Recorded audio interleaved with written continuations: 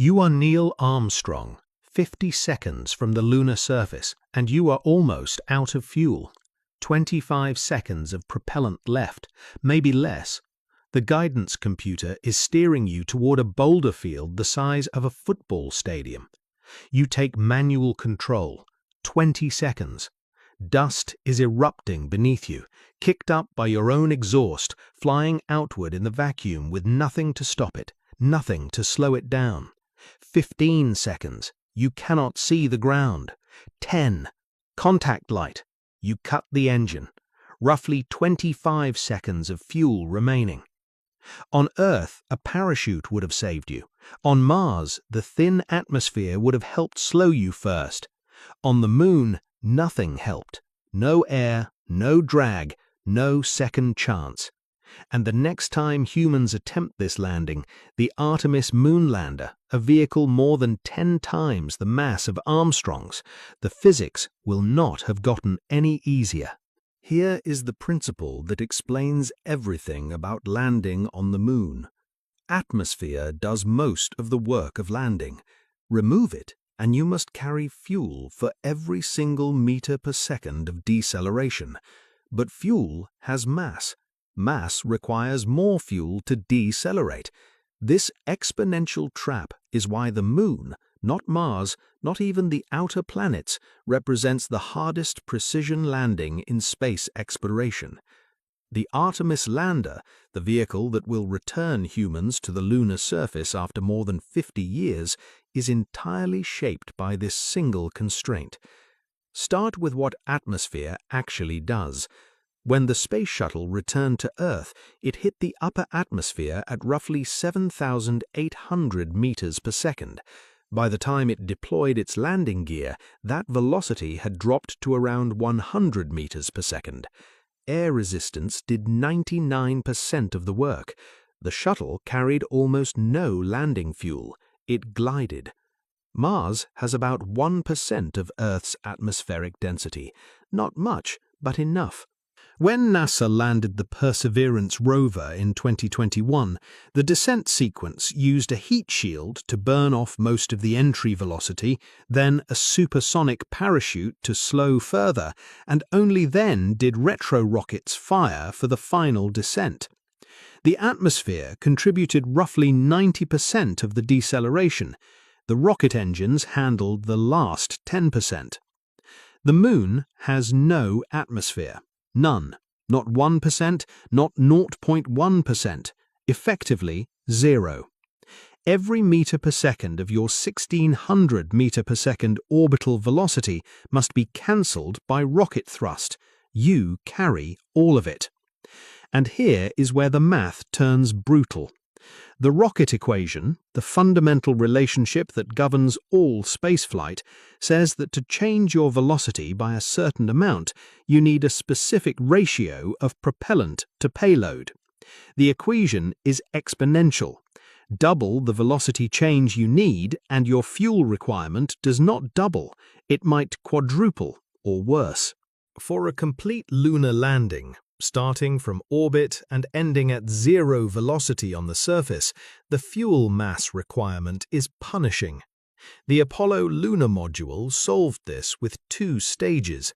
The descent stage, the bottom half with the big engine and the landing legs, carried around 8,200 kilograms of propellant.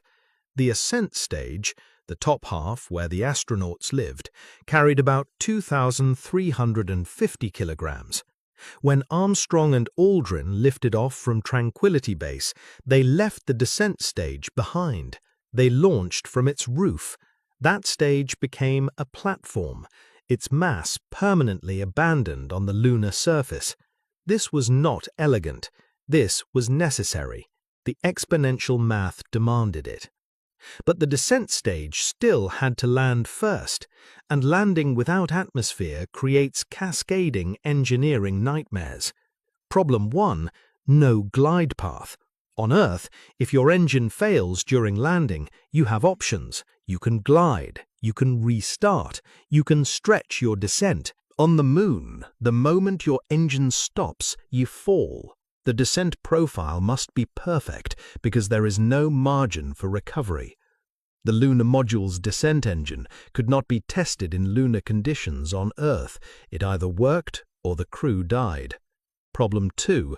No gradual slowdown. The lunar module began its powered descent at roughly 15 kilometers altitude, traveling horizontally at about 1,600 meters per second.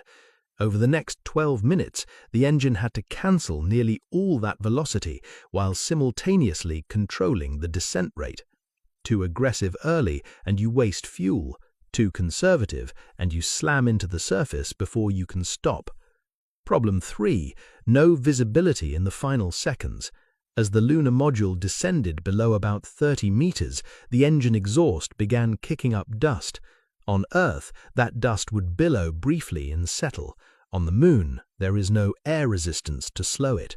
Particles flew outward at hundreds of meters per second, creating a luminous spray that obscured everything.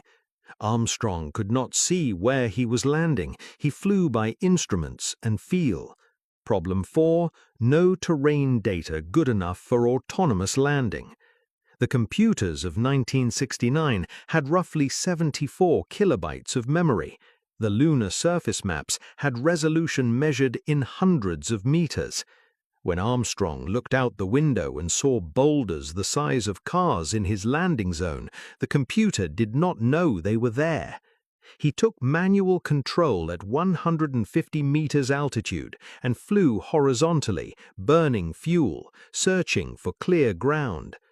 25 seconds of fuel remaining at touchdown. That was the margin. That was acceptable. The engineering of the Apollo lunar module was extraordinary for its time, but it also explains why no one went back. Not because the technology was lost, it was not, but because the margin for error was so thin that scaling it up became nearly impossible. Apollo worked 6 times. It could easily have failed any of them. The Artemis program faces the same physics, but with a radically different vehicle. The Starship human landing system, the Artemis Moon lander, is not a small capsule with spindly legs. It is enormous, roughly 50 meters tall, nearly 200,000 kilograms at lunar touchdown. For comparison, the entire Apollo lunar module massed about 15,000 kilograms fully fueled. Starship is an order of magnitude larger. This sounds like a problem. More mass means more fuel to decelerate. The exponential penalty gets worse. But SpaceX made a different trade-off. Starship does not carry its lunar landing fuel from Earth.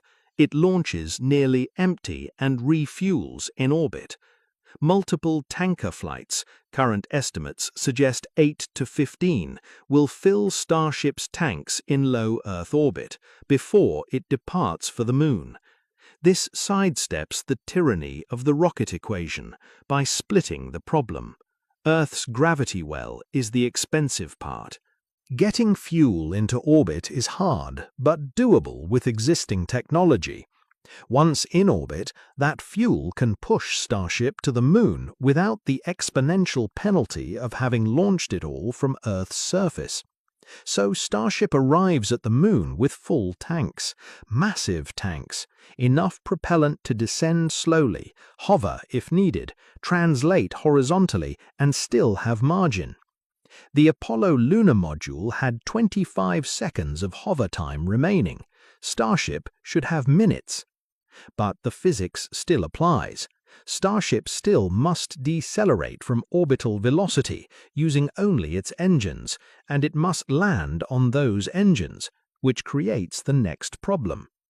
The Starship lander's engines are mounted near the top of the vehicle, not at the bottom. This is counterintuitive. Why would you put your landing engines 50 meters from the ground? Dust. Apollo's engine was throttled to about 1,300 kilograms of thrust at landing. Starship's Raptor engines, even throttled down, produce vastly more. The exhaust plume hitting the lunar surface will create a dust environment unlike anything Apollo experienced, not just obscuring vision, potentially excavating craters, blasting debris laterally at high velocity, and sandblasting any nearby hardware. By mounting the engines high and angled outward, Starship keeps the exhaust off the immediate landing zone. The exhaust hits the surface hundreds of meters away. The area directly beneath the vehicle, where astronauts will eventually walk, remains relatively clear. This works on paper. It has not been tested on the Moon. No one has tested it on the Moon. The dust environment from a vehicle this large is one of the genuine unknowns of the Artemis program. Then there is precision landing. Apollo astronauts landed where they could, not where they planned. Armstrong touched down kilometers from his target. For Artemis, the plan is different. Future missions will land near the lunar south pole, on crater rims adjacent to permanently shadowed regions where water ice might exist. The landing sites need some sunlight for solar power, but these are not open basalt plains. These are rugged regions with slopes, boulders, and access to shadows that never see sunlight. Landing there requires knowing exactly where you are relative to the terrain in real time. There is no GPS on the Moon, no radio beacons, no ground control helping with positioning. The vehicle must navigate itself using cameras, star trackers, and pre-loaded maps. It compares what it sees to what it knows should be there. It calculates its position. It adjusts. This is called terrain relative navigation, and it works when the maps are good enough, when the lighting cooperates, when the sensors do not fail. Starship will carry this technology, so will Blue Origin's lander, selected for later Artemis missions. The software has been tested on Earth. It has not been tested descending toward a crater at 100 meters per second with the Moon's horizon filling the cameras. And yet, humans are going back. The physics has not changed since 1969. Vacuum is still vacuum. The rocket equation is still exponential.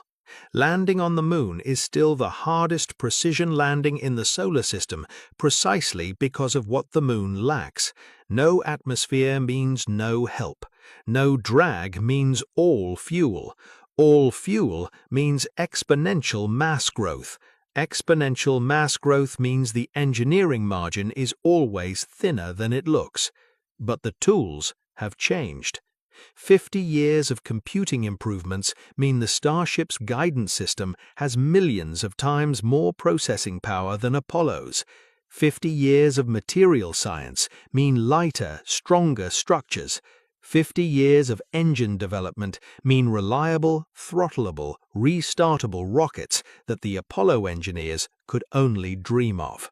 And crucially, thousands of Earth landings, hundreds by SpaceX alone, have created institutional knowledge about how vehicles behave in the final seconds before touchdown. The Artemis Moon lander will attempt what Apollo proved was barely possible. The descent will last roughly 12 minutes. The final hover will occur in a dust environment no one has experienced. The touchdown will happen on terrain seen only in satellite images. And when it works, if it works, humans will walk on the Moon for the first time since 1972. The next lunar landing will not happen because the physics got easier. It will happen because engineers learned to accept what the physics demands and built around it. The Moon remains the hardest landing because of its silence. No atmosphere to brake against, no air to carry sound, no second chances whistling in to save you. Just mass, velocity, and the precision of rocket engines fighting gravity in a vacuum. Armstrong had 25 seconds of fuel remaining. The margin was acceptable. The next crew will carry more, but they will trust the same physics.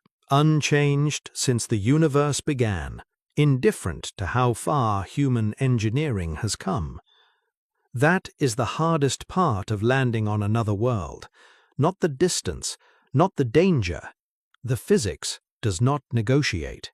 For a limited time only, we are giving out the first 3 chapters of our complete introduction to stargazing completely free. Check our page info for the link.